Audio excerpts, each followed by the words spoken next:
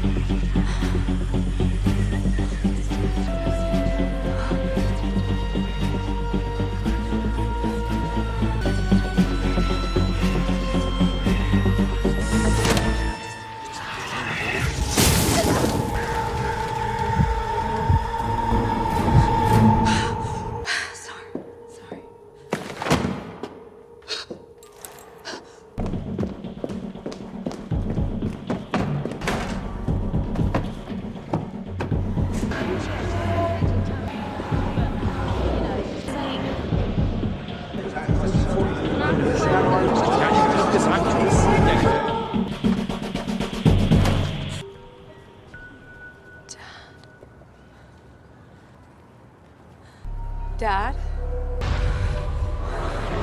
Did you feel it? That Ashmole manuscript, there was something weird. Did you see anything unusual? Diana, are you all right? Diana? Where are you going? Before we move on to the next topic, if you have anything you'd like to dive deeper into from the previous segment, please leave a comment below. Give this video a like and subscribe to my channel. All right, let's move on to the next topic. What if the world's greatest library was actually hiding the key to an inevitable supernatural war? Diana Bishop's unintended release of power proved that even the strongest academic rigor cannot suppress true magic forever. Discover how one singular moment of elemental release transformed Oxford into the epicenter of a new, dangerous era. For over 400 years, the Bodleian Library has stood as the unshakable heart of academic pursuit in the Western world. It has housed the works of the greatest thinkers in human history. It has preserved the secrets of science and philosophy and religion through wars and plagues and political upheaval. It has been a sanctuary for scholars who seek to understand the world through reason and evidence and rigorous intellectual inquiry. For generations, the library has been seen as a fortress of human logic, a place where the chaos of the natural world is tamed by the written word, where the unknown is cataloged and analyzed and explained away by the steady hand of academic study. What if this reputation is nothing more than an illusion? What if the very walls that were built to protect human reason were actually guarding a secret so powerful it could unravel the fabric of the modern world? What if the greatest discovery in the history of the supernatural was not hidden in a remote castle or a secret vault, but in the reading rooms of the most famous academic library on Earth, waiting for the one person who could unlock it? This is not a work of fiction. It is the true story of Diana Bishop, a young American historian who walked into the Bodleian Library on an ordinary autumn morning in 2009 and walked out as the most wanted being in the supernatural world. Her journey did not begin with a quest for power or a desire to uncover ancient secrets.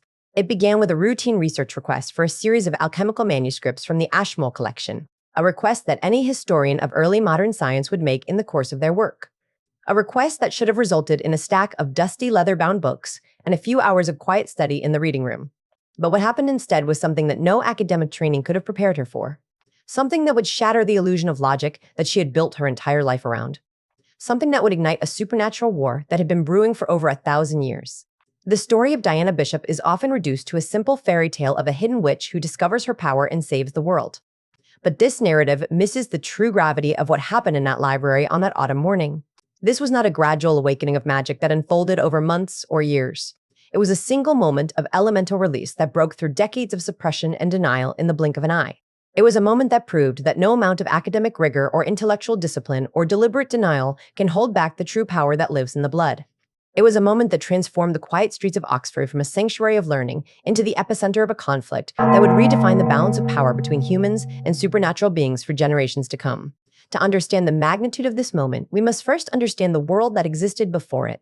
For centuries, the supernatural world had lived in the shadows. Witches and vampires and daemons had hidden themselves from human society, bound by an ancient covenant that forced them to conceal their true natures, to avoid drawing attention to themselves, to maintain the illusion that the world was governed solely by human reason and natural law. The congregation, the governing body of the supernatural world, had enforced this covenant with ruthless efficiency for over 1,000 years. They had punished anyone who dared to break the rules, who dared to reveal their true nature to humans, who dared to disrupt the fragile balance between the species. For centuries, this system had held. The supernatural world had remained hidden. The human world had remained unaware of the magic that lived all around them. The fragile peace had been maintained. But all of that changed in a single moment in the Bodleian Library. The magic that Diana Bishop released that day was not just a personal awakening. It was a beacon that cut through the veil that